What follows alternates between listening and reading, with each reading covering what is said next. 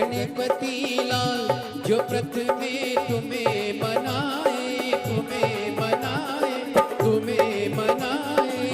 रिद्धि सिद्धि के दाता हो भाग विधाता हो, तुझसे सब कुछ पाए,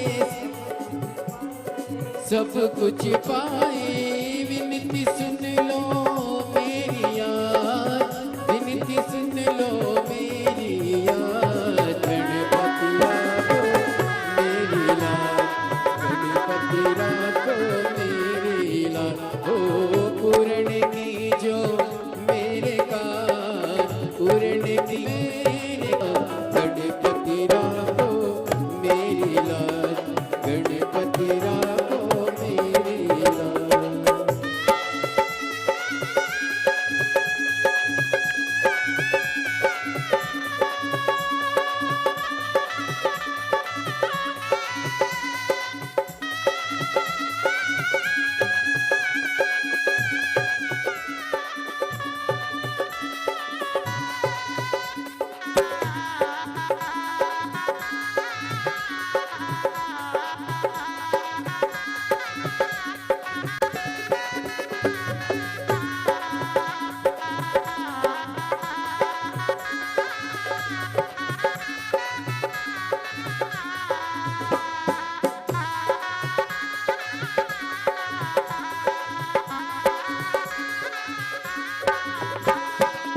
मूर्ख को दे ज्ञान सभा में मान, हो निर्बल भी बलशाली, निर्बलशाली, निर्बलशाली। गौरी सुत के प्यारे जगत से न्यारे, है तेरी शान निराली, शान निराली, शान निराली।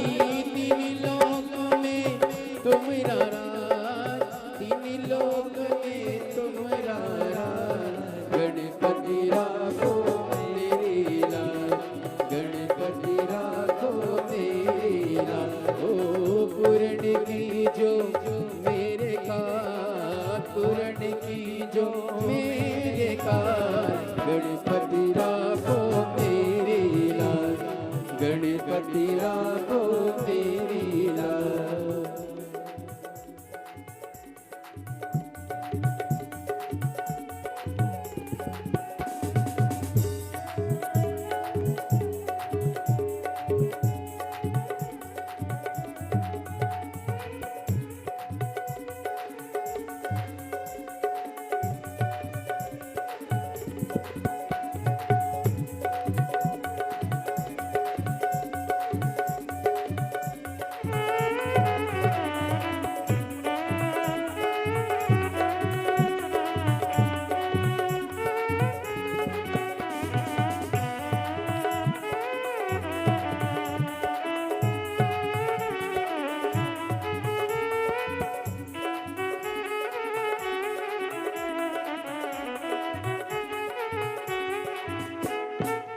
जिसके सिर पर हाथ हो तेरा नाथ, उसे फिर कैसा डर है, कैसा डर है। जब जो तेरा नाम हो सुबह शाम, तो उसका नाम अमर है, नाम अमर है, नाम अमर है।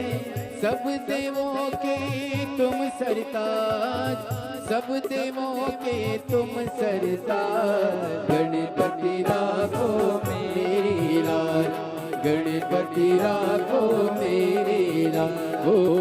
सरपंच नगपुरा से श्री ओमेश्वर जी यादव राजू, सरपंच संघ अध्यक्ष श्रीमती प्रेमलता जी यादव, श्रीमती जूही संजय जी चौबे, संयोजिका प्रिया जी साहू कथा के मुख्य जजमान का पदभार ग्रहण कर न केवल अपने जीवन को कृतार्थ पे करा, अपितु समूचे जन समुदाय के लिए यह सुंदर कथा का आयोजन रखकर सभी भक्तों को कृतार्थ पे करा, आनंद में करा। एक बार जोरदार ताली बजाकर स्वागत करें। और देखिए, जीप पर जब तक बाबा भोलेनाथ की कृपा ना हो, तब तक इस पृथ्वी पर, इस दुनिया में, इस संसार में कोई भी कार्य संभव नहीं हो सकता। हम सभी देवाधिदेव महादेव के चरणों के दास हैं। उनकी कृपा दृष्टि के साए में ही अपना जीवन यापन करना चाहते हैं, हम सभी महादेव के मंदिर जाएं, देवालय जाएं, भगवान का जल अभिषेक करें और अपने मन की बात, अपने हृदय की बात हम महादेव से कह सकें। बड़ा ही सुंदर और सरल तरीका हम सभी को पूज्य गुरुदेव ने बताया है। एक लोटा जल सारी समस्याओं का हल। एक लोटा जल लेकर हम पास के मंदिर जाते हैं, देवालय जाते हैं, भगवान का जल अभिषेक करते हैं तो निश्चित ही सारी समस्याओं का निदान तो निकलता है, साथ में देवाधिदेव महादेव की कृपा दृष्टि भी हम सभी जीव पर विद्यमान होती है और निश्चित ही उनका आशीर्वाद भी हम सभी को प्राप्त होता है। और एक लोटा जल की महिमा सभी भक्तों ने जानी है किस प्रकार से पूरी दुनिया में एक लोटा जल ने जो कमाल करा है, आज हम सभी देखते हैं किस प्रकार से हम सभी को पूज्य गुरुदेव ने बड़ी ही सरलता के साथ में महादेव को प्रसन्न करने का और महादेव के मंदिर तक हम सभी भक्तों को पहुंचाने का बड़ा ही सुंदर और सरल तरीका बताया है। एक लोटा जल चढ़ाने से निश्चित ही सारी मनोकामनाएं पूर्ण होती है, भगवान भोलेनाथ का आशीर्वाद हम सभी को प्राप्त होता है। और देखिए शिव के नाम से हम देखते हैं किस प्रकार से शिव को सिर्फ पूजा नहीं जाता है, शिव को जिया जाता है। किस प्रकार से जब दुनिया तुम्हें कमजोर समझे तो एक बार ध्यान लगाकर शिव को भीतर बुलाएं, जिसके माथे पर चंद्र है, जिसकी जटाओं में गंगा बहती है, जिसके तांडव से समय भी डरता है, वह सिर्फ एक देवता नहीं, वह ऊर्जा है। शिव सिखाते हैं चुप रहो लेकिन कमजोर मत बनो, जब समय आए तब तांडव भी करो, जब जरूरत हो ध्यान भी करो और जब आत्मसम्मान की बात हो तो त्रिनेत्र को खोल भी दो। हम सभी को भगवान शिव ने जो बताया है, जो समझाया है, अगर हम हमारे भीतर धारण कर ले तो निश्चित ही भोलेनाथ की कृपा हम सभी जीव पर विद्यमान होती है। और देखिए शिव को केवल पूजा ही नहीं जाता है, शिव को जिया जाता है। अगर शिव की शक्ति हमारे अंदर आ जाए, एक कण का मात्र भी हमारे अंदर समा जाए तो निश्चित ही हम सभी दुनिया के सारे कार्य कर सकते हैं। और देखिए हम सभी ने देखा है किस प्रकार से भगवान भोलेनाथ जो कि एक शिला पर वो विराजमान होते हैं, आपने किसी भगवान को पत्थर पर बैठे नहीं देखा होगा। विष्णु भगवान शेषनाग पर बैठते हैं, ब्रह्मा जी कमल पर बैठते हैं, कार्तिकेय जी मोर पर बैठते हैं, गणेश जी चूहे पर बैठते हैं। सिर्फ शिव हैं जो पत्थर पर विराजमान होते हैं। वो पत्थर कहाँ होता है अगर हम सभी जाने तो पत्थर पृथ्वी पर होता है, इसलिए माना जाता है कि शिव धरती पर ही रहते हैं, वह वैकुंठ धाम पे जाकर नहीं रहते हैं। और शिव रहते कहाँ हैं? कैलाश पर्वत पर। कैलाश पर्वत क्या है? ऊंचाई, दूरी, शांति। पर्वत मतलब शांत, ठंडक, जो उनके अंदर वह शीतलता है, वह ठंडक भी है, उनके अंदर ऊंचाई भी है और उनके अंदर भस्म के रूप में अंत भी है। उनके कंठ में विश्व के साथ पेशेंस अर्थात धैर्य भी है, उनके नंदी में इंतजार भी है और त्रिपुंड में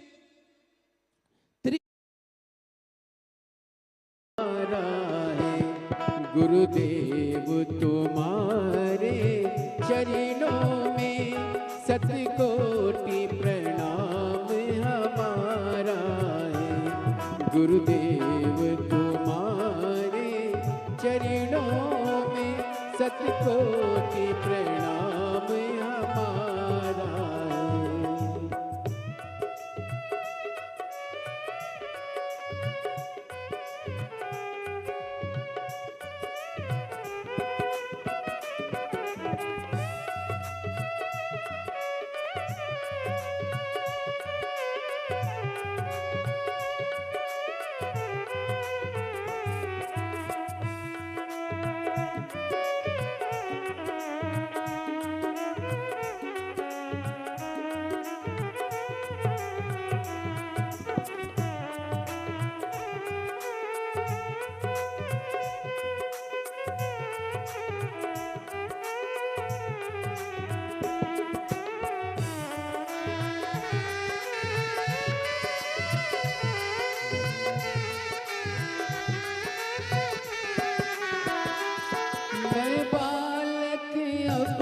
तुम्हारा हूँ, मैं बालक अब तो तुम्हारा हूँ।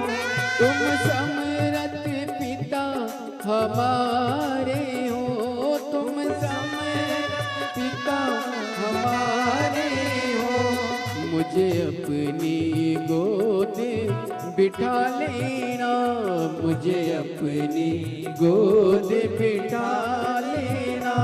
दातार चारों भुजा पसारा, गुरुदेव तुम्हारे चरणों में सतकोटि प्रणाम हमारा है। गुरुदेव तुम्हारे चरणों में, गुरुदेव तुम्हारे चरणों में सतकोटि प्रणाम हमारा है।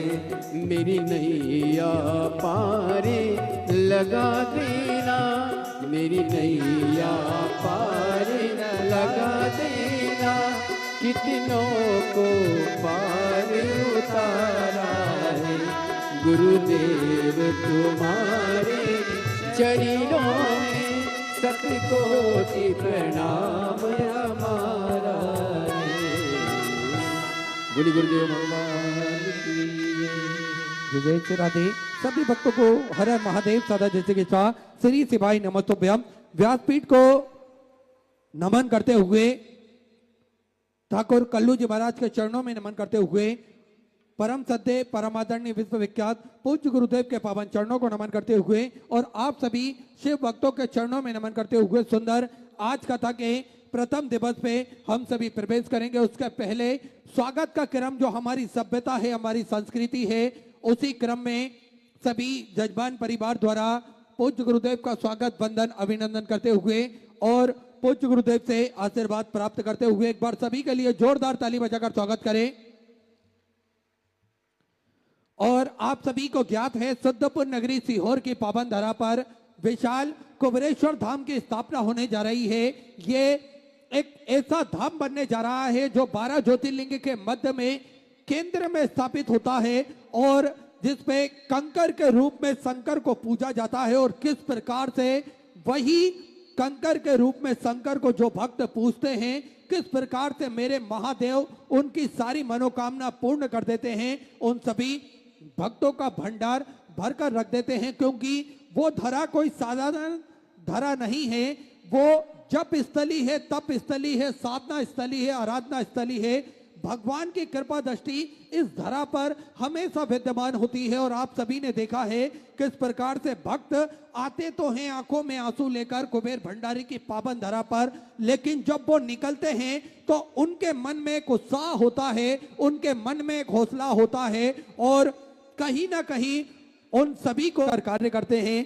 देखिए, हम सभी को स्वस्थ रहने के लिए छोटी छोटी बातें तो पूज्य गुरुदेव बताते ही हैं, साथ में स्वास्थ्य संबंधित कार्यों में, क्षेत्रों में हमेशा बढ़ चढ़कर भाग लेते हैं, जिसपे आप सभी को ज्ञात है कि किस प्रकार से प्राथमिक उपचार केंद्र विगत कई वर्षों से निःशुल्क रूप से चलता आ रहा है, जिसपे दवाई गोली भी निःशुल्क रूप से वितरण की जाती है। 2 एम्बुलेंस भक्तों की सुविधा के लिए 24 घंटे उपलब्ध रहती है और समय समय अनुसार स्वास्थ्य शिविर निःशुल्क रूप से लगाए जाते हैं ताकि के भक्तों को अपने स्वास्थ्य संबंधित जानकारी बड़े ही आराम से प्राप्त हो सके। साथ में आप सभी को ज्ञात है एक सर्व सुविधा युक्त हॉस्पिटल का निर्माण कार्य और सुचारू रूप से चल रहा है, जिसपे वेंटिलेटर की व्यवस्था हो, ब्लड संबंधित व्यवस्था हो या फिर ऑक्सीजन संबंधित व्यवस्थाएं, ये सारी व्यवस्थाएं इस हॉस्पिटल के अंतर्गत रहेगी ताकि के भक्तों को किसी भी प्रकार की कोई दिक्कत परेशानी ना हो।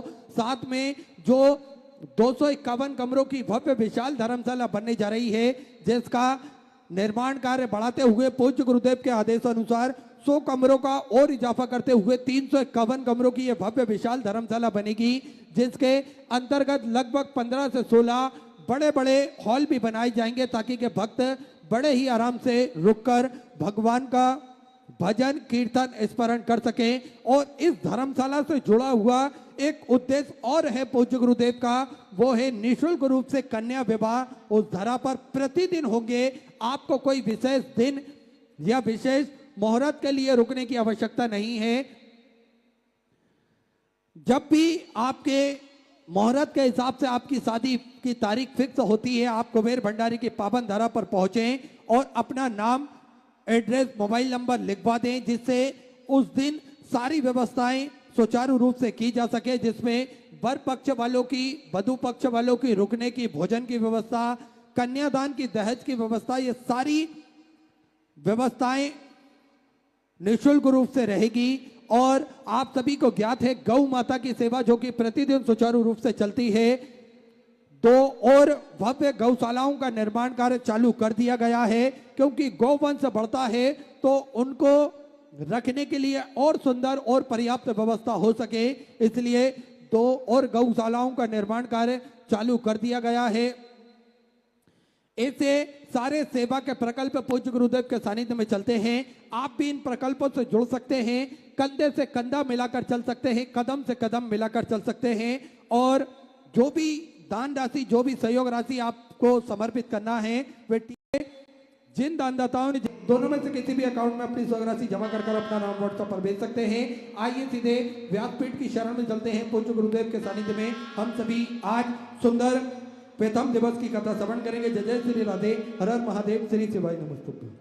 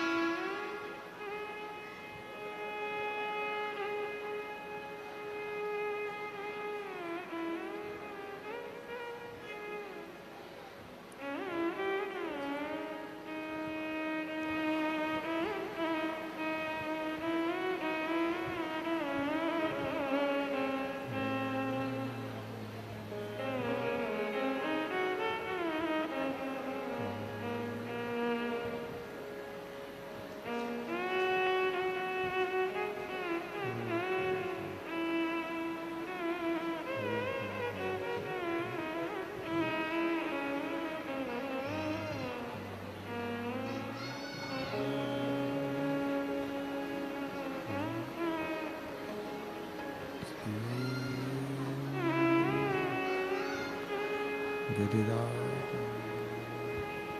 धरण की जय, श्री वल्लभाधीश की जय, श्री गोसाई जी परम दयाल की जय, श्याम सुंदर श्री अम्नी महारानी की जय, काशी विश्वनाथ भगवान की जय, गौरा महारानी की जय, श्री गणेश जी महाराज की जय, सरस्वती माता की जय, गणपति सरकार की जय, कुबेरेश्वर महादेव की जय, महाकालेश्वर भगवान की जय, ओंकारेश्वर भगवान की जय,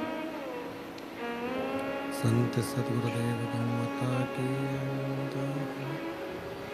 चिंता संतानहंतारो यत्पदानो वैरवास्यनं तनिजाचार्यनं प्रणमामि मुहुः।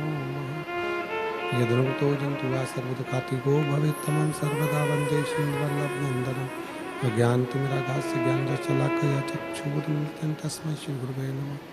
नमामि हृदयशेषिल्लासद्दिशेन लक्ष्मीशास्त्रं कलानिधिं। चतुर्भीष्व चतुर्भीष्व चतुर्भीष्व त्रिस्तवस्पजायते स्वपञ्चदा हृदय।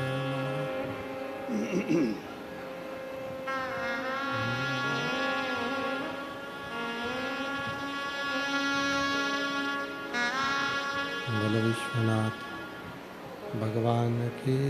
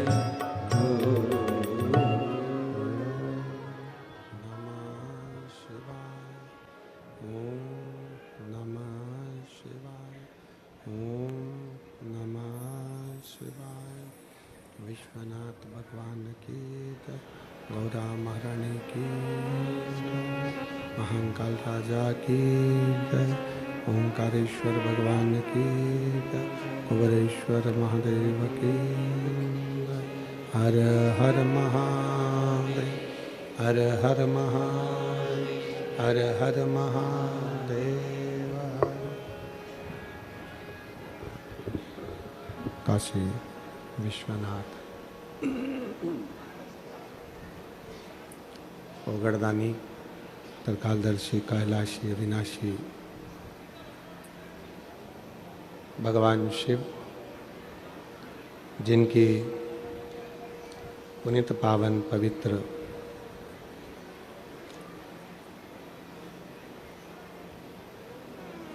शिव महापुराण की कथा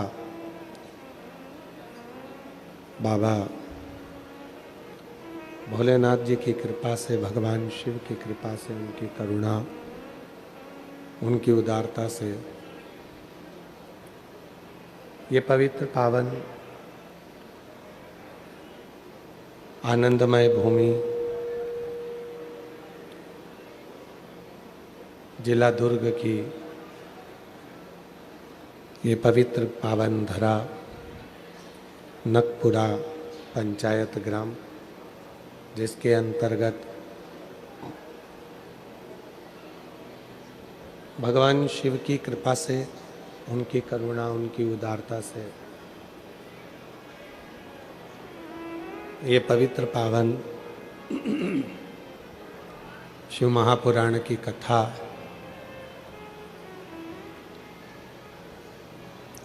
श्रवण करने का सौभाग्य बाबा देवाधिदेव महादेव की कृपा से आप और हम सभी को प्राप्त हुआ है। बड़े भाग्यशाली हैं सभी शिव भक्त जो इस पवित्र पावन शिव महापुराण की कथा को भगवान शिव की ही कृपा से, उनकी करुणा, उनकी उदारता से इस पवित्र पावन भूमि पर बैठकर कथा का रसतत्व ग्रहण कर रहे हैं। कथा के मुख्य यजमान श्रीमती सरोज रिंगरी, भूपेंद्र जी रिंगरी, सरपंच नकपुरा, एक बार जोरदार ताली बजाकर उनके लिए बहुत बहुत साधुवाद, धन्यवाद। श्री ओमेश्वर यादव जी, राजू भाई, सरपंच संघ अध्यक्ष श्रीमती प्रेमलता यादव जी, एक बार उनके लिए भी जोरदार ताली बजाकर स्वागत करें। श्रीमती जूही संजय चौबे, संयोजिका प्रिया जी साहू जी, एक बार सभी के लिए जोरदार ताली बजाकर साधुवाद। नकपुरा दुर्ग चल रहा है, नकपुरा दुर्ग से हैं जो इस पवित्र पावन कथा के मुख्य यजमान पद ग्रहण करे हैं, जो इस कथा का रसतत्व ग्रहण कर रहे हैं। पास ही में विराजमान पार्श्वनाथ भगवान का दिगंबर आनंदमय जैन तीर्थ नमन करते हुए भगवान शिव की पवित्र आनंदमय कथा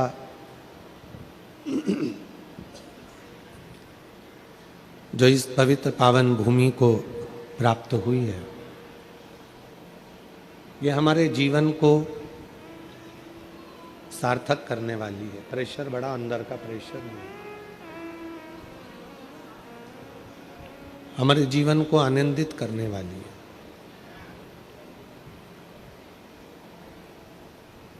ध्यान रखें कि ये शिव महापुराण की कथा, ये भगवान की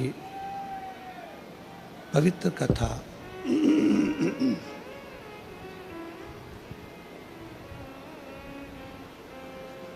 जब अपने नज़दीकी क्षेत्र में या अपने पास में होती है तो कहीं ना कहीं ये मानकर चलें कि भगवान ओगड़दानी की ही कुछ कृपा, कुछ करुणा, उनकी ही कुछ दया होगी। कथा के मंडप में पहुंचकर आप इस कथा का जो लाभ ले रहे हैं, ये कहीं ना कहीं देवादिदेव महादेव की कृपा है, करुणा है, उनकी उदारता है, ये उनकी दया है।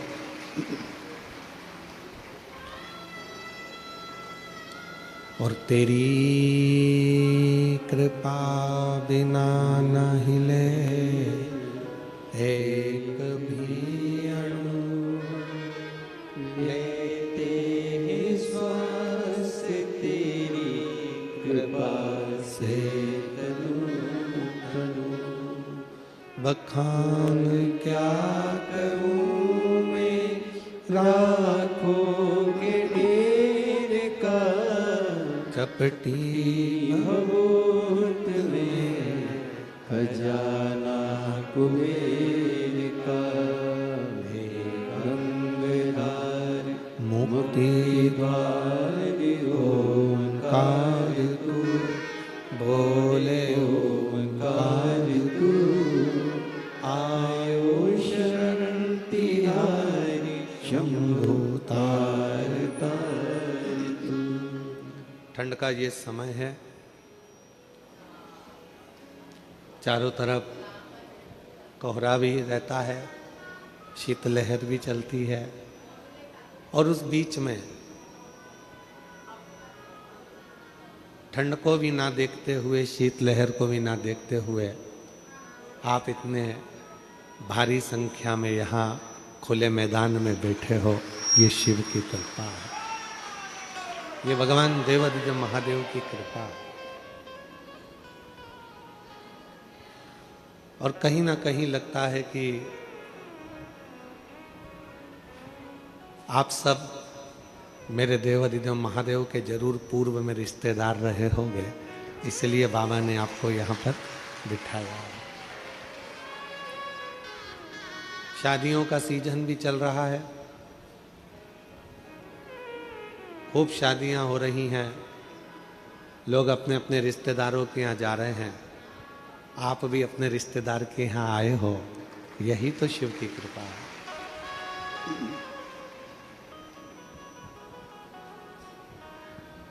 कहते हैं कि कोई पुराना संबंध आपका हमारा शिव जी से रहा होगा, कोई पुराना संबंध आपका और हमारा भगवान देवादिदेव महादेव से रहा होगा, जो इस संसार सागर में जन्म लेने के बाद भी हम शिव से दूर नहीं हैं, भगवान से दूर नहीं।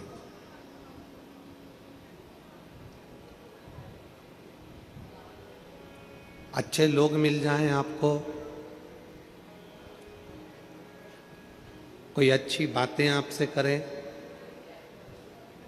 अच्छा व्यवहार करें, अच्छे लोगों का संग आपको मिल जाए, तो समझ लेना कि आप जरूर पूर्व में पहले अगले जन्म में स्वर्ग में निवास करते थे, इसलिए आपको सब अच्छे,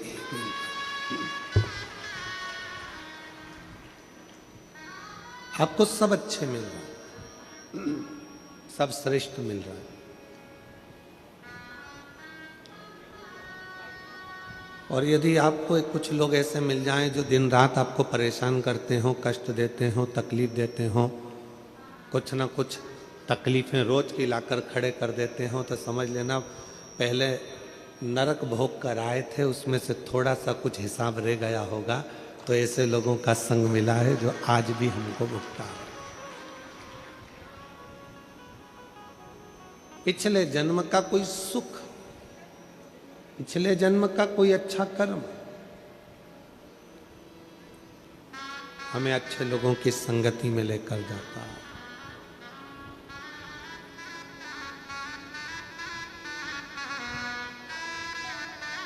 बहुत अच्छे लोगों से मिलना हो जाए, बहुत अच्छे लोगों का संग मिल जाए तो समझ लेना कि पूर्व का कोई सुख, पूर्व का कोई क्रम अच्छा रहा हो।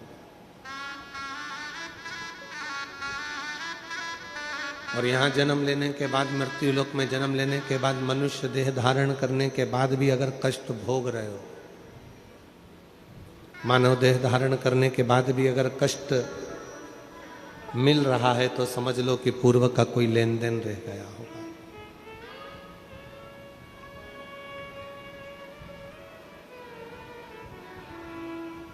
तुम्हारा बंगला कैसा है,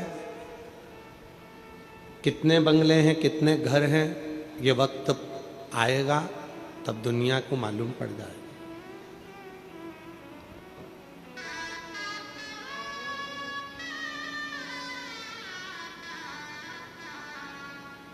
तुम्हारे पास में कितनी दौलत है ये वक्त बता देगा। तुम्हारे पास में कितनी संपदा है ये वक्त बता देगा। पर तुम्हारी उम्र कितनी है, कितने समय तुम जिंदा रहोगे, ये दुनिया में कोई नहीं बता सकता। किसी की सामर्थ्यता नहीं है कि कोई आपका वक्त बता दे कि तू कल मरेगा, कि परसों मरेगा, कि नरसों मरेगा, कि आज मरेगा, कि 2 घंटे में मरेगा, कि 5 घंटे में मरेगा। ये किसी की सामर्थ्यता नहीं बताने की।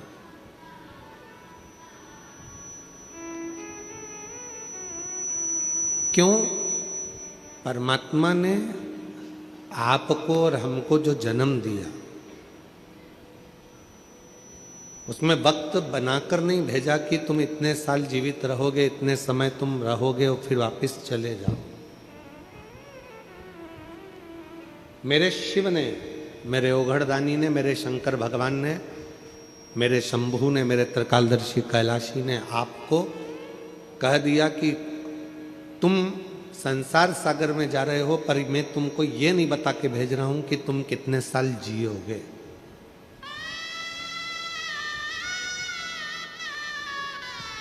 मैं तुमको ये बताकर नहीं भेज रहा हूं कि तुम कितने साल जीवित रहोगे, कितने साल रहो पाओगे। पर इतना जरूर कहकर जा रहा हूं, भगवान शिव ने कहा कि मैं तुझे संसार सागर में भेज रहा हूं, तुझे बताकर नहीं भेज रहा कि तू कितने साल जीवित रहेगा, कितने साल अच्छा रहेगा। पर इतना जरूर कह रहा हूं कि तू जितने साल भी संसार में रहे, अगर तू मेरा नाम लेता रहेगा तो फिर अगला जन्म तेरा पृथ्वी पर नहीं होगा और तू मेरे धाम में निवास करेगा। जैसे एक अच्छा पढ़ने वाला बालक, एक अच्छी एजुकेशन करने वाला स्टूडेंट, बच्चा खूब पढ़े,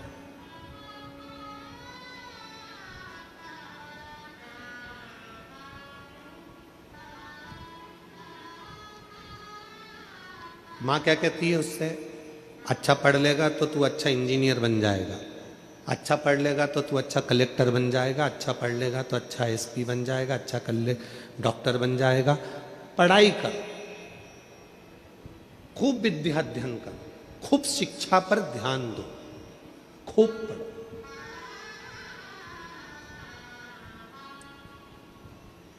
और साथ में फिर मां क्या कहती है? अगर नहीं पढ़ेगा तो फिर गाय चराना,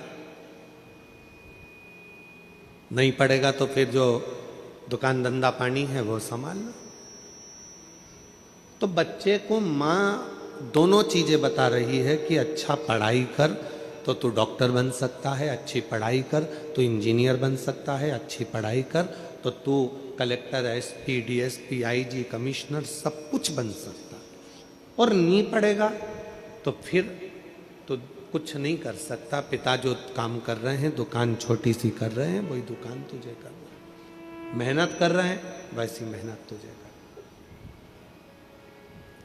उसी तरह दो बातें, जैसे माँ अपने बच्चे से कहती है कि तू पढ़ेगा, अच्छी एजुकेशन करेगा, अच्छी शिक्षा अध्ययन करेगा तो तू बहुत ऊपर तक जाए, बहुत उन्नति की सीढ़ी पर चढ़ जाए। नहीं पढ़ेगा तो ये प्रॉब्लम तेरी जिंदगी में आकर खड़ी हो जाएगी।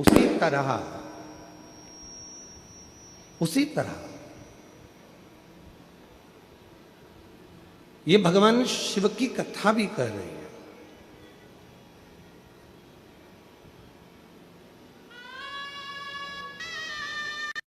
ये भगवान देवादिदेव महादेव का चरित्र कह रहा है, उसी तरह ये भगवान शंकर की पवित्र कथा कर रहे हैं। अगर संसार में जन्म लेने के बाद आपने अगर भगवान देवादिदेव महादेव से हृदय लगाया,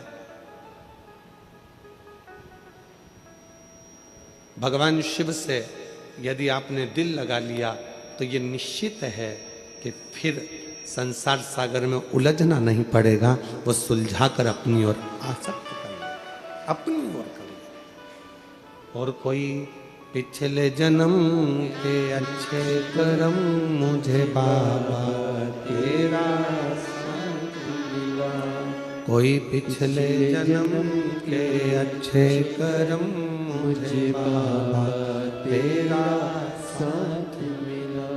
जहाँ सारी दुनिया झुकती है, जहाँ सारी दुनिया झुकती है, मुझे वो आली दरबार मिला, दरबार मिला।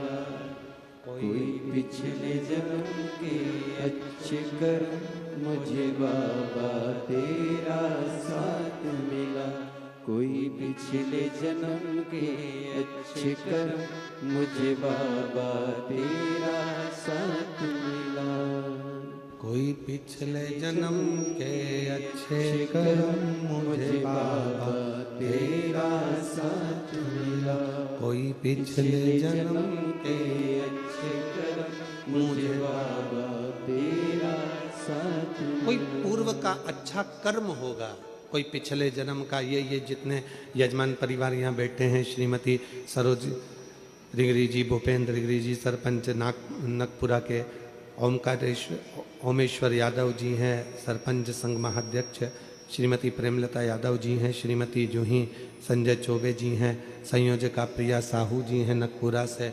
इन सभी को मैं इसलिए साधुवाद दूं कि कहीं ना कहीं कोई आपके पूर्वजों का, आपके माता पिता की कोई अच्छाई रही होगी, कोई पुण्याई रही होगी, आपके दादा परदादा की कोई पुण्याई रही होगी, जो आप यजमान पद ग्रहण कर कर इतने शिव भक्तों को कथा का रसतत्व ग्रहण करा रहे हैं।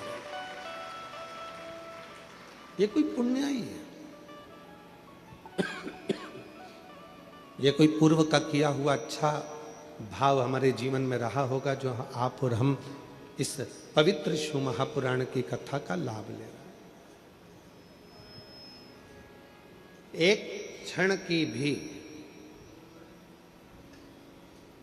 यदि शिव महापुराण की कथा हमने हमारी जिंदगी में उतारी है, तो उसका फल जरूर मिलता है, उसका लाभ जरूर मिलता है। और जिस भाव से आप श्रवण करने के लिए बैठे हो, सबका अपना अपना एक उद्देश्य है कथा को सुनने का।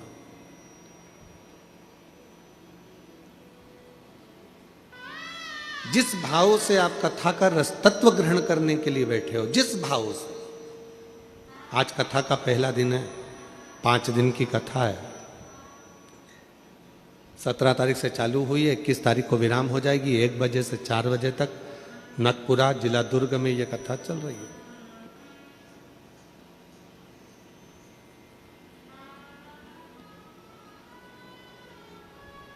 जिस भाव से आप श्रवण करने के लिए बैठे हो, जो तुम्हारी कामना है, जिस कामना से आप भगवान देवादिदेव महादेव की कथा को सुनने के लिए बैठे हो, बाबा वो कामना पूर्ण जरूर करेगा। बस उसमें सबसे ज्यादा जरूरी है आपका विश्वास, आपका भरोसा, आपका समर्पण।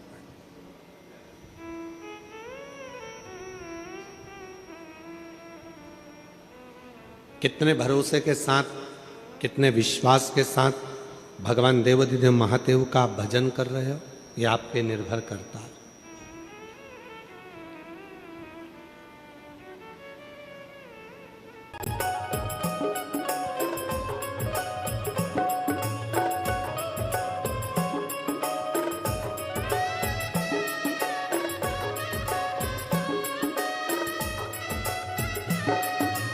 मेरे भोले बाबा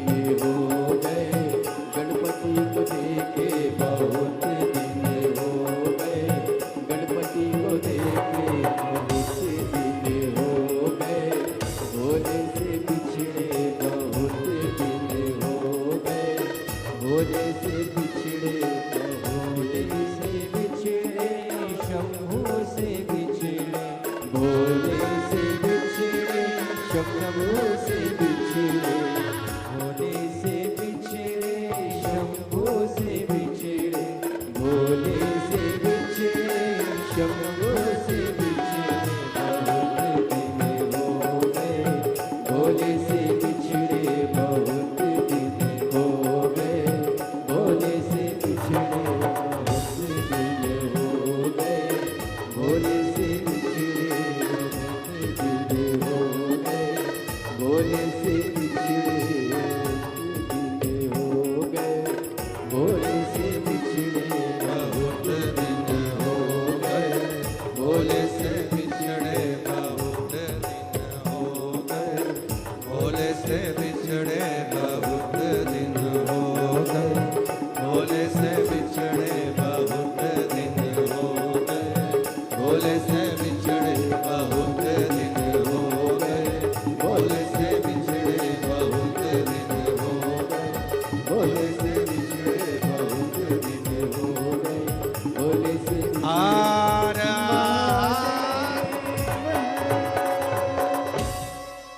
अपने स्थान पर बैठकर भगवान देवाधिदेव महादेव से प्रार्थना करिए। भगवान शिव से विनय करें, निवेदन करें, विनती करें।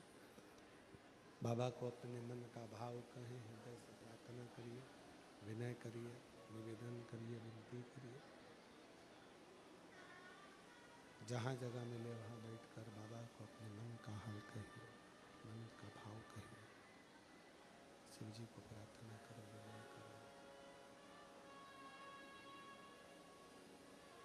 बक्से चल रहे हैं नहीं, ऊपर के बक्से नहीं चल रहे हैं एक भी।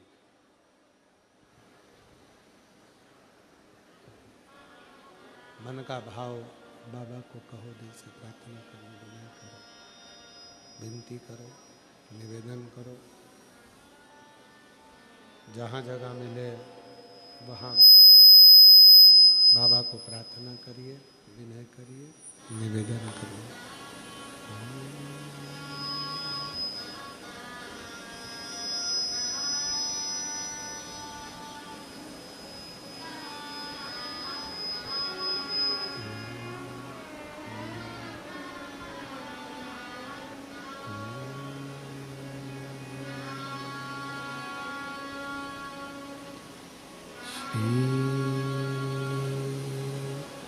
शिवाय नमस्तुभ्यं,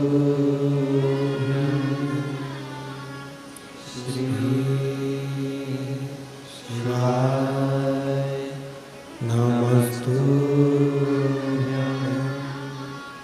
श्री शिवाय नमस्तुभ्यं, श्री शिवाय नमस्तुभ्यं, श्री शिवाय नमस्तुभ्यं। भोला सब दुख काटो हमारा, ओ भोला सब दुख काटो हमारा। शिव शंकर जपो तेरी माला, भोले बाबा जपो तेरी माला, भोला सब दुख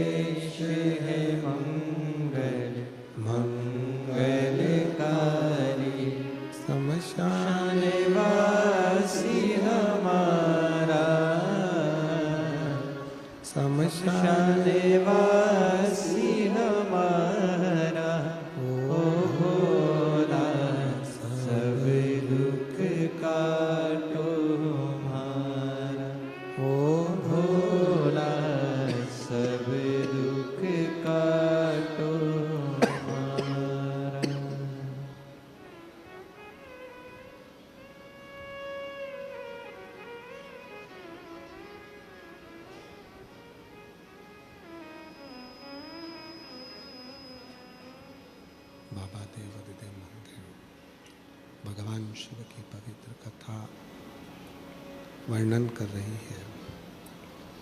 शिव महापुराण की कथा कह रही है भगवान शिव औगड़दानी, त्रिकालदर्शी, कैलाशी, विनाशी मंथन, उस मंथन में निकला हुआ विष पार्वती जी कह रही हैं कि इस विष को आप पिएंगे? हाँ प्रभु, ये तो हलाहल विष है, जिसको पीना चल नहीं आ रहा है, प्रेशर नहीं आ रहा है, ये तो हलाहल विष है, इसको आप पिए।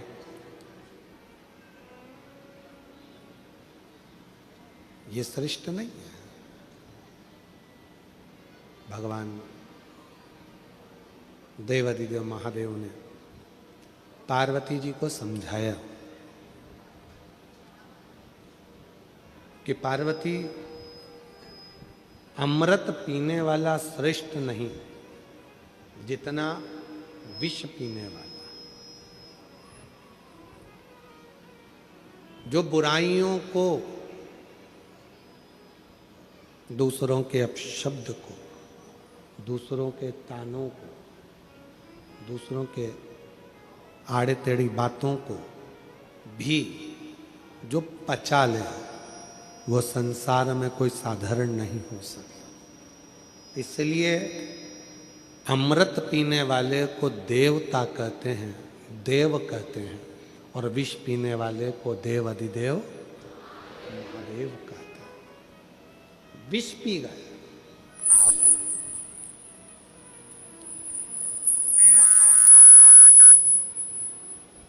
और विष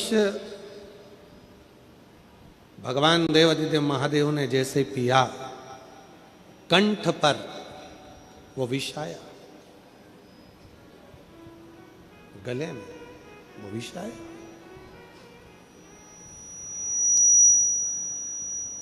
और जैसे ही कंठ पर विष आया, मां जगत जननी पार्वती, मां दुर्गा भवानी, मां आद्य शक्ति, मां पार्वती जी कंठ में जाकर उस विष को रोक ली।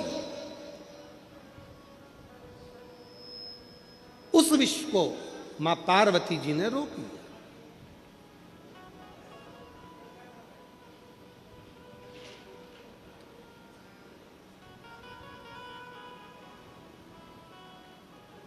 शिव उस विष के तपन से करहा रहे थे। देखिएगा जरा, बहुत ध्यान देने वाली कथा है। लंका का राजा रावण कैलाश पर्वत उठाने के लिए गया था। हाथ भगवान देव अधिदेव महादेव का पर्वत कोई उठाना साधारण नहीं है। अहंकार के वश उठा रहा था, इसलिए नहीं उठा। अगर प्रेम के वश उठाता तो लंका के राजा रावण के हाथ में भी कैलाश चला जाता।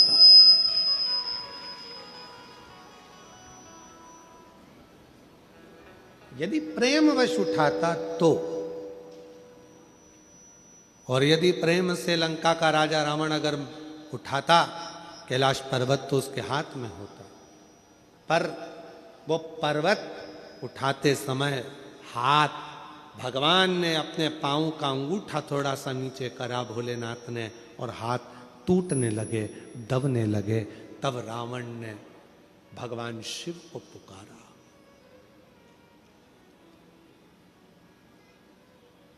शिव को उच्चारण किया भगवान शंकर के नाम का। भगवान शंकर को जो पुकारा, स्तुति करी है शिव की कि ये मेरे हाथ टूट रहे हैं, ये मेरे हाथ दब रहे हैं।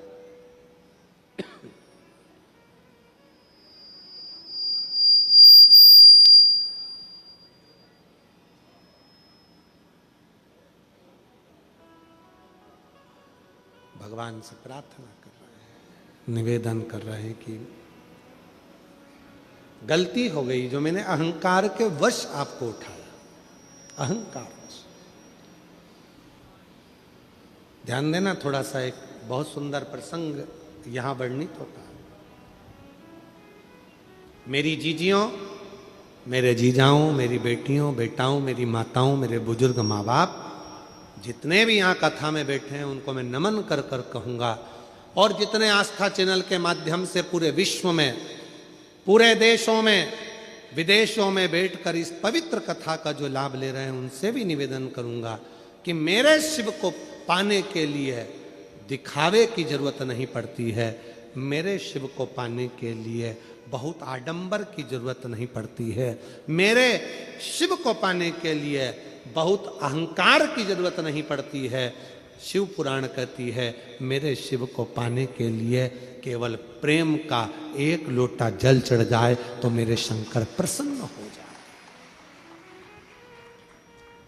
केवल प्रेम का एक लोटा जल सारी समस्या का हल। एक लोटा जल प्रेम का, वात्सल्यता का, स्नेह का, करुणा का, शक्ति भक्ति के साथ आप शिव जी को चढ़ाइए। शिव को तुम्हारे शक्ति से भी मतलब है, शिव जी को भक्ति से मतलब है, भक्ति से।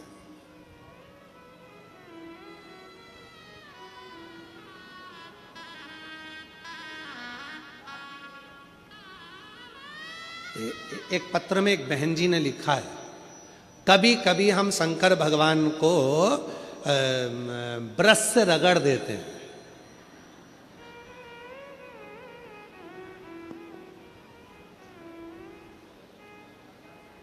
भगवान भोलेनाथ जी भी सोचते होंगे किसके हाथ में आ गया।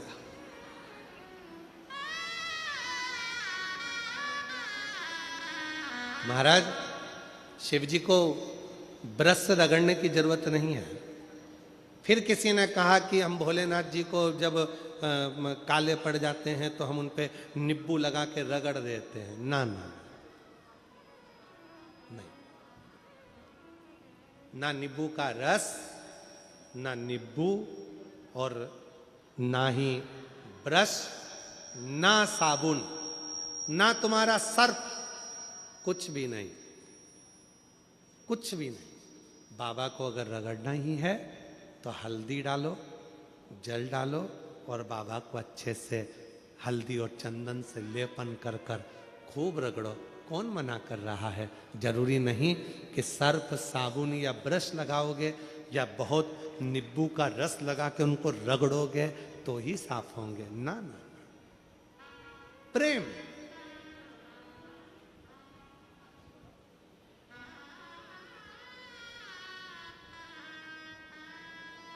और भगत के बस में है भोलेनाथ, भगत के वश में है भोलेनाथ। भगत बिना ये कुछ भी नहीं है, भगत बिना ये कुछ भी नहीं है, भगत गेने की जान भगत के वश में है भगत। प्रेम।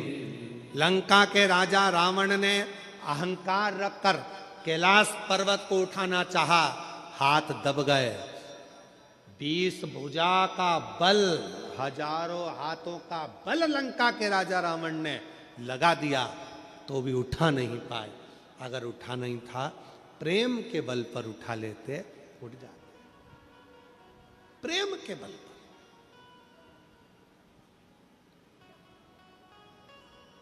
एक प्रसंग है, पहले कभी स्मरण में नहीं आया पर आज स्मरण में आया है नखपुरा में, तो बड़े सावधानी से सुनिएगा। एक बार मां आद्य शक्ति पार्वती अपनी सखी गजमुखी के पास गई।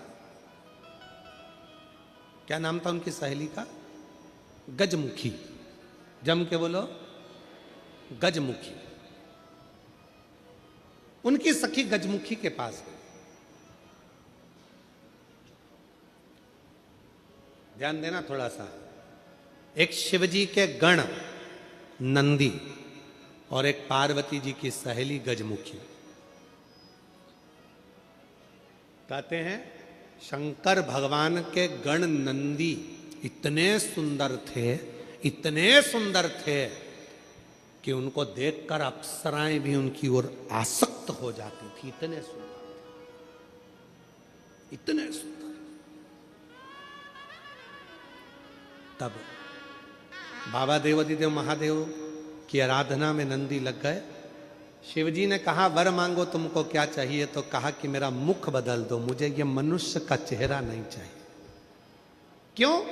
अगर ये चेहरा रहेगा तो लोग मेरी ओर आसक्त होंगे और मैं आपकी भक्ति नहीं छोड़ना चाहता, इसलिए मुझे ये चेहरा हटाकर आप नंदी का चेहरा लगा दीजिए और मुझे आपका शिष्य बना दीजिए।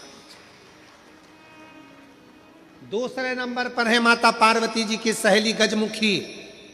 इतनी सुंदर थी, इतनी सुंदर थी, इतनी सुंदर, जो आज के ज़माने में दिन भर इंस्टाग्राम पर और फेसबुक पर और ना जाने कौन कौन से वो सोशल मीडिया पे आप जितनी भी सुंदर सुंदर कहते हो ना, कितनी सुंदर, कितनी सुंदर, ये सब जितनी दुनिया की सुंदरता है पार्वती जी के साथ रहने वाली एक उनकी सखी गजमुखी के चरणों की धूल के बराबर है, चरणों की धूल के बराबर। इतनी सुंदर थी गजमुखी। एक दिन गजमुखी आई पार्वती जी के पास, गौरा गौरा गौरा। गौरा ने कहा क्या बात है, क्या हो गया? एक वर चाहती हूं तुमसे। क्या वर है? बस मैं चाहती हूं कि जब भी मैं तेरे साथ चलूं पूरी दुनिया की दृष्टि केवल तुझ पर रहे, मुझको कोई ना देखे, ऐसा वर चाहिए। पार्वती जी ने कहा इतनी स्त्री की सुंदरता तो उसके चेहरे से ही होती है और तू ऐसा वर मांग रही? नहीं नहीं नहीं, मुझे बस तू वर दे दे, ऐसा वर दे दे। पार्वती जी ने कहा तुझे जो अच्छा लगे वो प्राप्त कर ले, मुझे हाथी का मुख लगा दे, हाथी का। ठीक है, गजमुखी हो गई पार्वती जी, बहुत सुंदर। अब एक बार गजमुखी ने नंदी से संवाद कर लिया। बहुत सुंदर प्रसंग है, थोड़ा ध्यान देना। पहली बार स्मरण में आया इसलिए उसको सुनाने का मन कर गया। बहुत सुंदर प्रसंग। गजमुखी ने नंदी से एक बार संवाद कर लिया। दोनों की खींचातानी होने लगी। नंदी कहने लगे भोलेनाथ जी के भार को मैं अपने कंधे पर लेकर चलता हूं, मेरी पीठ पर शिव और शक्ति दोनों विराजमान होते हैं, मैं उन दोनों को भ्रमण कराते रहता हूं। देखा मुझ में बल, मैं शिव और शक्ति को अपनी पीठ पर बिठाकर घुमाता रहता हूं। गजमुखी सुनती रही, सुनती रही। गजमुखी ने कहा रे नंदी, ये तेरा भ्रम है कि तू शिव को उठाकर लेकर जा रहा।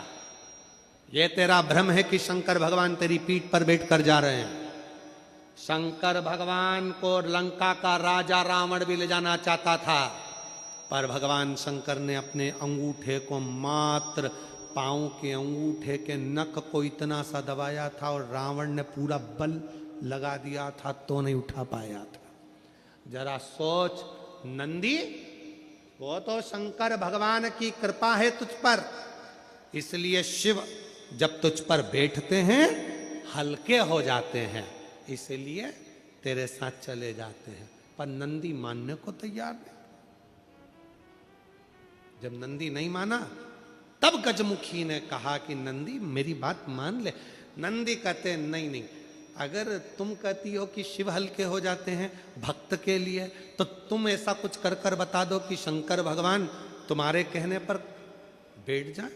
ठीक है, आज गजमुखी पार्वती जी की आज्ञा लेकर तब साधना में बैठ गई। शिवजी प्रसन्न हो गए। क्या बात है गजमुखी, क्या चाहती हो? इतने दिनों से तुम तप साधना कर रही हो पार्वती की, आज मेरी तप साधना? क्या हुआ? बोलो गजमुखी, क्या चाहती हो? गजमुखी ने एक बेलपत्र का पत्ता दिया और बाबा भोलेनाथ जी से कहा, बाबा मेरा निवेदन है, इस पत्ते को मैं हवा में उड़ाऊंगी, आप उस पत्ते पर क्या बैठ जाओगे? शंकर भगवान बोलने लगे, अकेला बैठूं या पार्वती को भी बैठाऊं? गजमुखी बोली, इतने से पत्ते पर पार्वती भी बैठ जाएगी? शिव जी बोले, पार्वती को बिठाऊं, साथ में गणेश जी को भी बिठाऊं कि रिद्धि सिद्धि को भी बिठाऊं? गजमुखी ने कहा, इतने से पत्ते पर गणेश रिद्धि सिद्धि बैठे।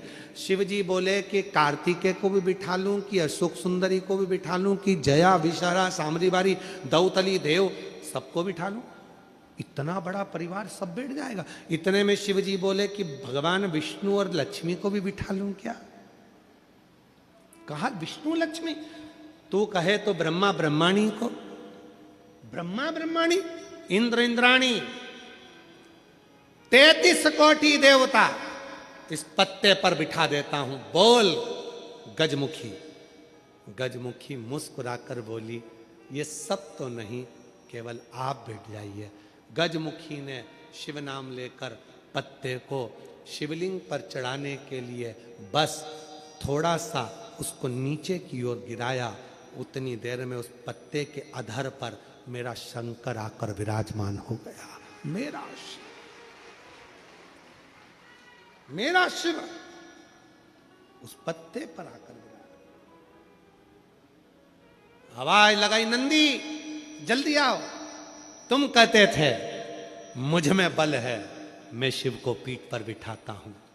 तुमसे ज्यादा बल एक बेलपत्री के पत्ते में है, जो पूरे 33 कोटि देवता को एक पत्ते पर बिठा सकता है।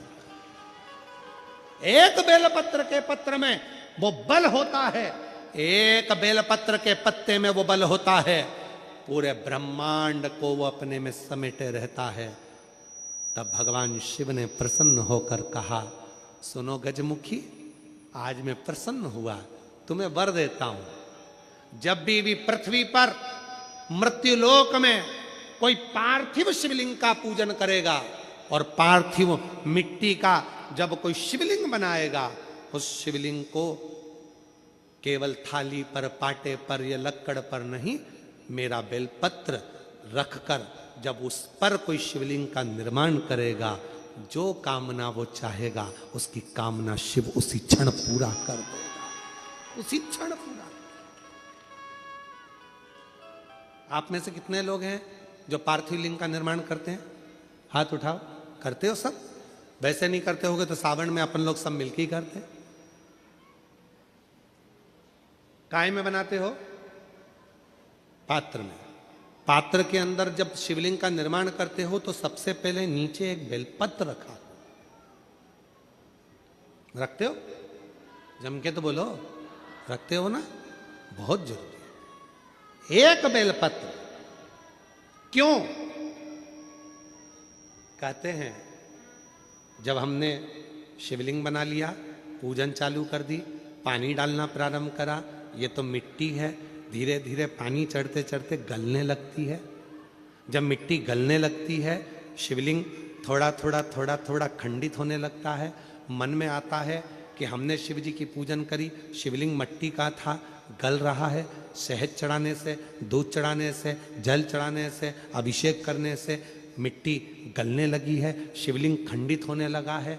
शिव महापुराण की कथा कहती है, पार्थिव लिंग को, मिट्टी के शिवलिंग को जब हम बेलपत्र के ऊपर निर्माण करते हैं, पार्थिव शिवलिंग बनाकर पूजन करते हैं, तो वो मिट्टी का शिवलिंग अगर गल भी जाए, टूट भी जाए, पानी में बह भी जाए, तो याद रखना वो कभी खंडित नहीं माना जाता, वो अखंड ही माना जाता है। जब तक आपकी पूजन चलेगी तब तक वो अखंड ही माना जाएगा, जब तक उसका विसर्जन नहीं होगा।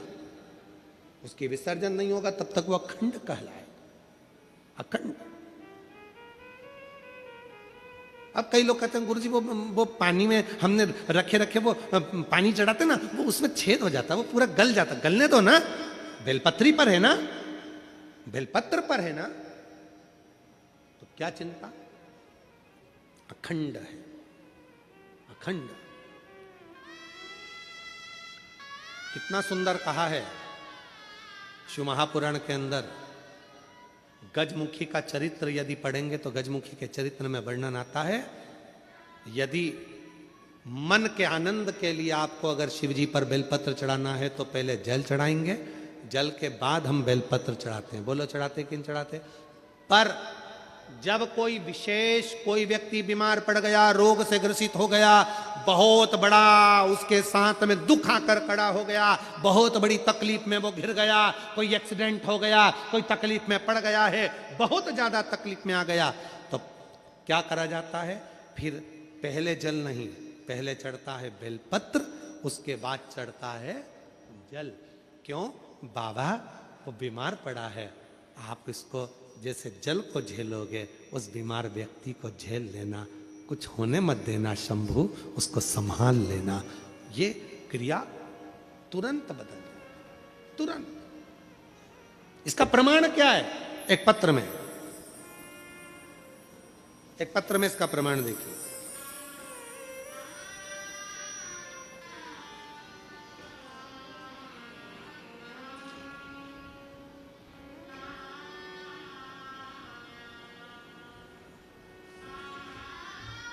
अर्चना Kumari, Arwal district, Arwal Bihar, mobile number ये है। कहीं बैठे हैं? कहीं बैठे हो तो हाथ हिलाइएगा, हाथ हिलाइएगा अगर कहीं बैठे। आप ही हैं क्या? ठीक ठीक ठीक है, हाथ हिला दो एक बार।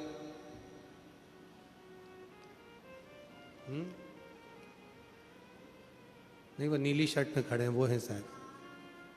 नहीं, सामने सामने खड़े हैं, नीली शर्ट में, बिल्कुल सामने।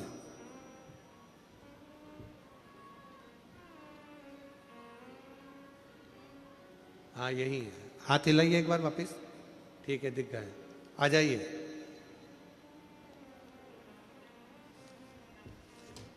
गुरुदेव 7 साल हो गए थे, मेरे घर में औलाद नहीं थी। जब संतान नहीं हुई, लोग ताना भी देते थे, आप शब्द भी कहते थे। 7 साल तक डॉक्टर ने इलाज करा, कहा कि तुम्हारी दोनों ट्यूब ब्लॉक है और दोनों ट्यूब ब्लॉक होने के कारणवश तुम्हारे यहाँ संतान का सुख नहीं है, तुम्हें आईवीएफ कराना पड़ेगा। आईवीएफ भी कराया तो भी, आईवीएफ कराने पर भी वो फेल हो गया, संतान नहीं। तब 2021 में मेरी दीदी आपकी कथा पशुपति व्रत के बारे में बताई, लेकिन मैं मजाक कर दी, ऐसी मजाक करी मैंने आपकी गुरुदेव, मैं क्षमा चाहती हूँ। सब उम्र निकल गई और तू कह रही है कि वो सियोर वाला महाराज कथा कहता है, और सुनो, लोग कहते हैं कि उनकी कथा से जो मांगो वो मिलता है। गुरुदेव आपकी बहुत खिल्ली उड़ाई, बहुत हंसी में आप पर। मेरी दीदी के कहने पर जब मैं आपके ऊपर विश्वास नहीं करी, खूब मैंने खिल्ली उड़ाई। फिर मैंने विचार करा कि मेरी दीदी बोल रही है तो एक बार करने में क्या जाता है। शिव पुराण पर भरोसा करा, और भरोसा कर कर जब डॉक्टरों ने कह दिया था कि तुम्हारी दोनों ट्यूब ब्लॉक है, बच्चा नहीं हो सकता, तब पहली बार अपनी दीदी के कहने पर शिव महापुराण की कथा पंडाल में सुनी। बाबा से प्रार्थना करी कि मैं क्षमा चाहती हूँ, मैं आप पर बहुत हंसी हूँ, विश्वास नहीं कर पाई हूँ, मुझे औलाद दे दो ना बाबा। बाबा ने ऐसी कृपा करी, 29/9/2022 को बाबा की कृपा से मेरे घर में संतान की प्राप्ति हुई। मैं बाबा को प्रणाम करती हूँ। गुरुदेव, पर किस्मत किसको कहते हैं कुछ समझ नहीं आता। बाबा घर में खुशियाँ आई थी, बाबा ने खुशियाँ दी थी 29/9/2022 को, और 13/10/2022 को मेरे पति मंत्रालय नया रायपुर राखी थाने पर ड्यूटी से वहाँ से आ रहे थे और उनका एक्सीडेंट हो गया। एक्सीडेंट हुआ, भयंकर एक्सीडेंट के कारणवश उनका ब्रेन पूरा फट गया, शरीर पूरा बेकार हो गया। उन्हें वेंटिलेटर पर डाल दिया। डॉक्टर ने कहा केवल 1% चांस हैं, मात्र 1% चांस हैं, और कहकर वेंटिलेटर पर डाल दिया। पड़े रहे, इलाज चलता रहा।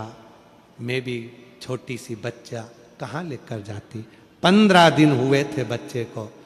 15-20 दिन तक वेंटिलेटर पर पड़े रहने पर डॉक्टर ने कह दिया इसको कब तक यहाँ रखोगे, ले जाओ, ये काम के नहीं। क्या करें? डॉक्टर से कहा आप मेहनत करो। उसी समय 9 नवंबर को आपकी कथा गुड़ियाड़ी रायपुर में थी। एक्सीडेंट के तुरंत बाद हमने सुना था कि पंडाल की मिट्टी बहुत कामगार होती है। आ गई अपने छोटे से बच्चे को लेकर, 15 दिन का बच्चा लेकर, पति का एक्सीडेंट, और डॉक्टर ने 1% चांस और कोमा में पड़ा हुआ था। पंडाल में पहुंची, कथा हो चुकी थी, वहां की मिट्टी को लेकर हॉस्पिटल गई। वहां पर पति के पास मिट्टी रखकर उसके शरीर पर लगाई। थोड़ी देर बाद कोमा में पड़े हुए पति के शरीर में हलचल उत्पन्न होना प्रारंभ हुई, और जब शरीर में हलचल हुई, 40 दिन के बाद मेरे पति, थोड़ी सी हलचल होती है, और हलचल होने के बाद धीरे धीरे शरीर काम करना प्रारंभ करा।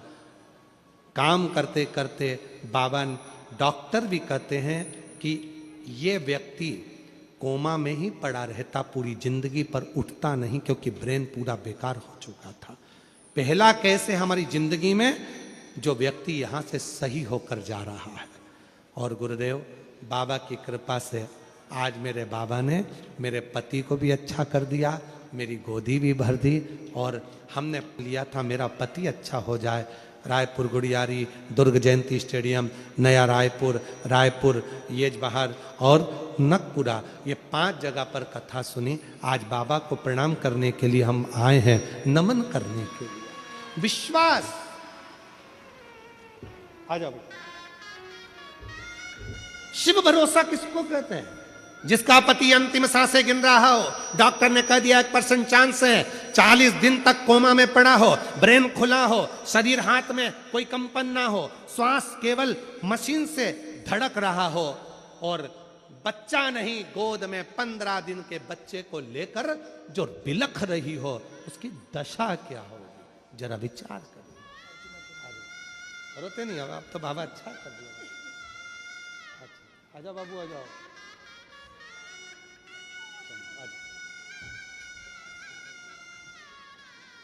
ये शिव की कृपा से दोनों नशे ब्लॉक, यूट्यूब जो ब्लॉक, डॉक्टर ने कह दिया बच्चा नहीं हो सकता, और बाबा ने बच्चा दिया। आखिरी में विश्वास नहीं था दीदी पर, तो थोड़ा हंसी।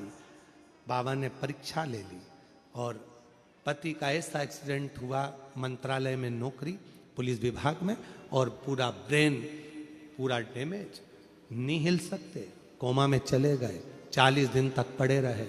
तब आखिरी में बच्चे को लेकर कथा के पंडाल में 15 दिन का बच्चा लेकर पहुंच गई।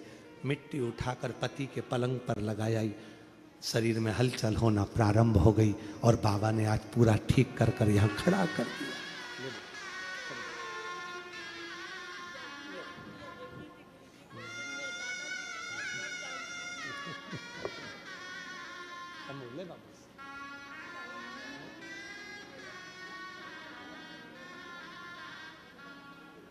ले बेटा, आ जाओ, प्रणाम। अब ठीक है? ठीक है? हाथ पर काम कर रहा है बढ़िया, ब्रेन निकाल, ठीक है। बाबा ने इतना जिला दिया ना, बस दूसरा जीवन मिल गया, बहुत ही बाबा, ठीक है।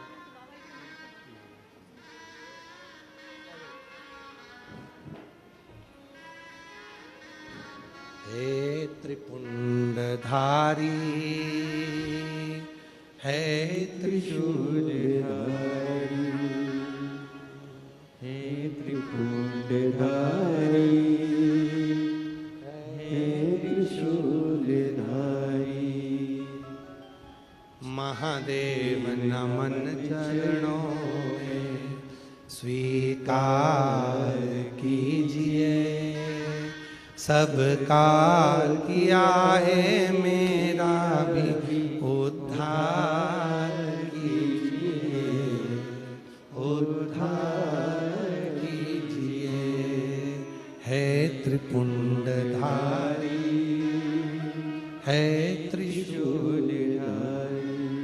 मेरी जीजियों, ये दुनिया की दृष्टि में केवल शिव पुराण की कथा है। ये दुनिया की दृष्टि में लोगों को लगता है सीहोर वाला बाबा आता है, कथा सुनाकर चले जाता है। पर जिसने पंडाल की महत्वता को जान लिया, जिसने कथा के पंडाल की मिट्टी की महत्वता को जान लिया, जिसने शिव महापुराण की महत्वता को जान लिया, बाबा ने उसका हाथ पकड़ लिया। सोचो उस महिला से जो 15 दिन की बच्ची को गोदी में लेकर कथा के पंडाल में दौड़ी होगी, जब डॉक्टर ने कह दिया होगा कि 1% चांस, 99% शरीर जा चुका है, चला गया, कुछ भी नहीं है शरीर, कुछ भी नहीं। वो तो नौकरी कर रहे थे, सर्विस कर कर घर आ रहे थे। इसने, उसके भी मन में उत्साह था कि मेरे घर में बच्चा हो गया इतने सालों के बाद, और नौकरी कर कर और घर आ रहे, सर्विस में, पुलिस विभाग में नौकरी, और आ रहे घर, और एक्सीडेंट को योग समझो। किसको, किसका भरोसा। वो बोल रहा है मेरे को मेरा दूसरा जीवन मेरे भोलेनाथ ने मुझे दे दिया, दे दिया। किसका भरोसा, किसके आश्रित। और फिर निवेदन करूं मेरी बहनों, मेरी जीजियों, जीजाओं, मेरी बेटियों, बेटाओं, मेरे भाई, मेरी बहन, मेरे बुजुर्ग माँ बाप, याद रखना, ये कुबरेश्वर धाम से चलकर ये शिव पुराण अगर तुम्हारे क्षेत्र में आई है तो तुम्हें कुछ देने के लिए आई है, कुछ लेने के लिए नहीं। कुछ देने के लिए 5 दिन झोली पसार कर उसको नमन कर कर, प्रणाम कर कर, दिल से उससे प्रार्थना कर कर, उससे अपने मन की बात कहकर सब कुछ प्राप्त कर सके। मिलता रहेगा आपको जो कुछ भी चाहिए, जो कुछ मिलता रहेगा आपको जो कुछ भी चाहिए।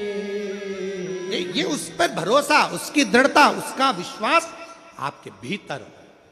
महाराज, जब आप प्रसन्न रहें तो पहले जल चढ़ाएं, बेलपत्र चढ़ाएं। पर यदि घर में तकलीफ है, दुख आ गया, कोई बहुत बड़ी घटना हो गई, घात लग गई, तब उस समय पर जल पहले नहीं, पहले बेलपत्र चढ़ाओ शिव जी पर, फिर जल चढ़ाओ। जब आप बेलपत्र चढ़ाएंगे उसके बाद जल चढ़ाएंगे तो वो बेलपत्र आपके घर में जो तकलीफ है, कोई हॉस्पिटल में पड़ा है, दुखी है, उसको वो झेल लेता है, फिर उसको भटकने नहीं देगा। बाबा उसको ठीक कराकर भेज ही देगा अपने घर की ओर, उसको संभाल लेगा, संभाल लेगा। विश्वास की पूर्णता, भरोसे की पूर्णता शिव कथा कह रही है।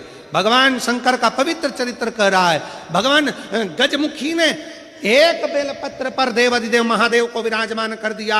एक बेलपत्र की महत्वता को जो जान जाए उसकी जीवन आनंदित हो जाता है। एक बेलपत्र की महत्वता, बेलपत्र के वृक्ष के नीचे लगाया गया दीप, बेलपत्र के नीचे चढ़ाया गया जल, बेलपत्र के नीचे बैठकर चढ़े हुए जल का अपने ऊपर प्रोक्षण, बेलपत्र के वृक्ष के नीचे ब्राह्मणों का भोज, बेलपत्र के वृक्ष के नीचे बैठकर किसी सौभाग्यवती नारी को खीर का भोग, बेलपत्र के वृक्ष के नीचे बैठकर किया गया भोजन हमें अमृत की तुल्यता प्रदान कर देता है, अमृत की तुल्यता दे।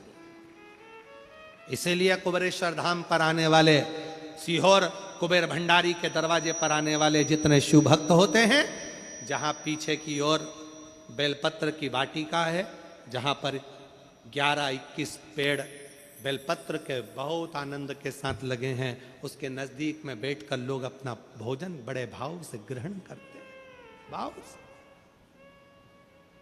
वहां बैठकर हाँ, ये जरूर है कि अभी कुबेरेश्वर धाम पर थोड़ा काम चल रहा है, तो बट वृक्ष के उधर भी काम चल रहा है और साथ में जहाँ बैल बाटिका है वहाँ भी काम चल रहा है, तो लोग कम पहुँच पाते।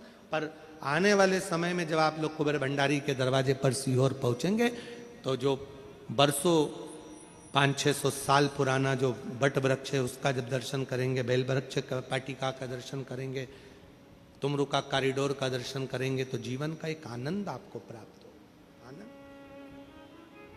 और हम आज प्रयास करेंगे, आज शाम को हम अगर फ्री रहेंगे तो शिव महापुराण में जहाँ पर बेल की इतनी महत्वता लिखी है कि बेलपत्र को चढ़ाने से, बेलपत्र के नीचे जल का प्रोक्षण करने से, बेलपत्र के पेड़ के नीचे जल चढ़ाने से, दीप लगाने से क्या क्या फल प्राप्त होता है, आज अगर होगा तो हम अपने YouTube पर भी उसको अवश्य पूरी पुराण में उसको पढ़ते हुए, दिखाते हुए उसका पूरा वर्णन करेंगे और आप लोगों को वो सोशल मीडिया से पहुंचेगा। प्रयास करें दिखाने का। शिव तत्व है, उसको समझो। कथा चल रही है मंथन की, और बड़ी विशालतम कथा है मंथन की, जिसको हमने इस पवित्र आनंद के साथ ग्रहण कर रहे हैं। मंथन की, और ये कथा आगे इसमें बहुत सारा वर्णन है इस मंथन की कथा में।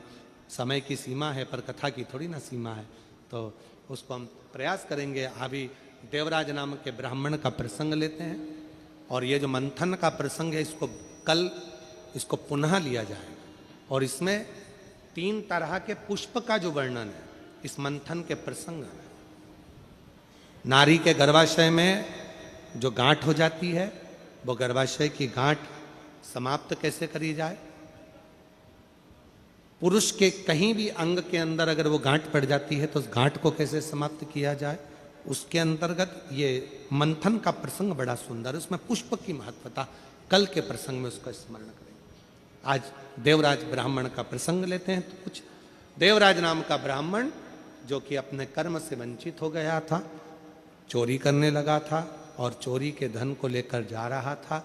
शिवालय में जाकर उसको शरीर में ताप पड़ गया, बुखार आने लगा, शरीर उसका कांपने लगा, ठंड लगी शरीर बहुत। तब 2 क्षण की शिव महापुराण की कथा सुनी उसने और बेलपत्र के वृक्ष के नीचे प्राणों को त्याग दिया, शिव के धाम चला गया, शंकर के। फिर वर्णन आता है एक बिंदुक नाम का ब्राह्मण जिसकी धर्म पत्नी का नाम चंचुला था, पानी में डूबकर मर गया था। चंचुला देवी ने काशी में शिवपुराण कथा सुनकर पार्वती जी की सखी बन गई और फिर प्रार्थना करी तुमरुका जी से। शिव महापुराण के यजमान स्वयं देव अधिदेव महादेव ईश्वर जी गोरा जी बने और बड़े भाव से कथा कर तत्व ग्रहण कर रहे हैं। और पवित्र शिव महापुराण की कथा तुमरुका जी के मुख से प्रारंभ होती है। जोरदार ताली बजाएं ईश्वर गोरा जी के लिए। आज की कथा प्रथम दिवस की विराम ले रही है। कल कथा का 2 दिवस रहेगा। बड़े आनंद के साथ कथा अपने भाव के साथ प्रारंभ रहेगी। ये कथा 17 तारीख से 21 तारीख तक 5 दिवसीय जिला दुर्ग के इस पवित्र नकपुरा के अंतर्गत ये कथा हो रही है। भाव से इस कथा का लाभ 1 बजे से 4 बजे तक लें। और फिर कथा 24 से 28 दिसंबर 5 दिन तक कथा पोद्दार स्कूल के पास JP infra complex Hatkesh Mira road east Mumbai में कथा रहेगी। फिर 4 से 10 जनवरी तक शिव महापुराण की कथा सूरत गुजरात में रहेगी। महाराज 16 से 22 जनवरी की कथा बड़ौदा गुजरात में रहेगी। फिर इसके बाद में बड़े प्रेम से 5 से 9 फरवरी तक शिव महापुराण की कथा नांदेड़ महाराष्ट्र में रहेगी। 11, 12, 13 3 दिवसीय शिव महापुराण की कथा डबरा मध्य प्रदेश में रहेगी। 14 से 20 फरवरी सीहोर मध्य प्रदेश में रुद्राक्ष महोत्सव रहेगा। आप सभी बड़े प्रेम से इन कथाओं का लाभ लेते हुए अपने जीवन को सार्थक करें। आरती का क्रम प्रारंभ होगा। आरती प्रारंभ होगी।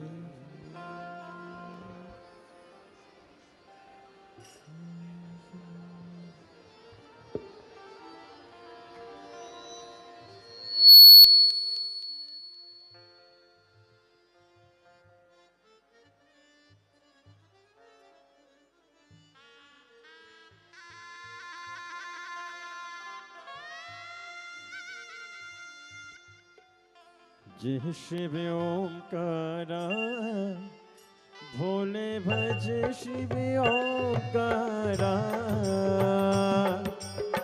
ब्रह्मा विष्णु सदा शिव भोले भोलेनाथ महाशिव हरिदागे धारा ओम हरे हरे हरे महादेव हे कानन चतुरानन पंचानन राजे भोले पंचानन राजे हंसासन गरुड़ासन हंसासन गरुड़ासन वृषवाहन साजे ओम हरे हरे हरे महादेव दो भुज चार चतुर भुज दस बुत अति सोहे बोले 10 बुद्धि अति सोहे तीनों रूप निरखेता बोल जी का रूप निरख ओम हरे हरे हरे महादेव अक्षमाला वनमाला मुनिमाला धारी बोले मुंडे माला धारी त्रिपुरारी कसारे त्रिपुरारी कसारे हरमाला धारे ओम हरे हरे हरे महादेव तांबर पेतांबर बागांबर अंगे बोले बागांबर अंगे सनकादिक गरुड़ादिक सनकादिक ब्रह्मादिक भूतादिक संगे ओम हरे हरे हरे महादेव हर के मध्य कमंडल चक्र त्रिशूल धरता बोले चक्र त्रिशूल धरता जग करता जग हरता जग करता जग हरता जग पालन करता ओम हरे हरे हरे ब्रह्मा विष्णु सदा शिव जानते अविवेका बोले जानते अविवेका प्रणय अक्षर के मध्य ओम अक्षर के मध्य ये तीनों एका ओम हरे हरे हरे महादेव काशी में विश्वनाथ विराजे नंदी ब्रह्मचारी बोले नंदी ब्रह्मचारी नित्य उठे दर्शन पावत रुचि रुचि भोग लगावत महिमा ते वारे ओम हरे हरे हरे महादेव त्रिगुणी स्वामी जी की आरती जो कोई न गावे बोले जो कोई नर गावे कहती सी बानंद स्वामी जपति हरा हरे स्वामी सुख संपत्ति पावे ओम हरे हरे हरे जय शिव ओंकारा भोले भजे शिव ओंकारा भोले पार्वती का प्यारा ओ भोले ऊपर जलधारा भोले ओढ़े मृगशाला भोले भाग पियन वाला भोले दीन नयन वाला ओ भोले एक नयन वाला ओ भोले बोले वतन बंदी पाला, ओ बोले मैं तो यम प्यासा, ब्रह्मा विष्णु सदाशिव, बोले भोलेनाथ महाशिव, हरे लागे दारा, ओम हरे हरे हरे महादेव। कर्पूरे गौरम करुणावतारो, संसार सारम खुशगेंद्रहार, सदा वसंतम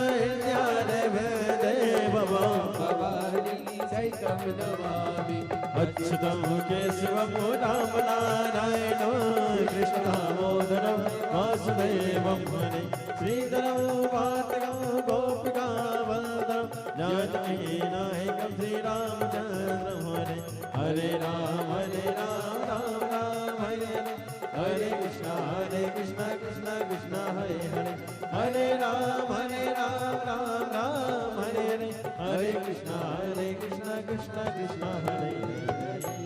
कृष्णनाथ भगवान की जय।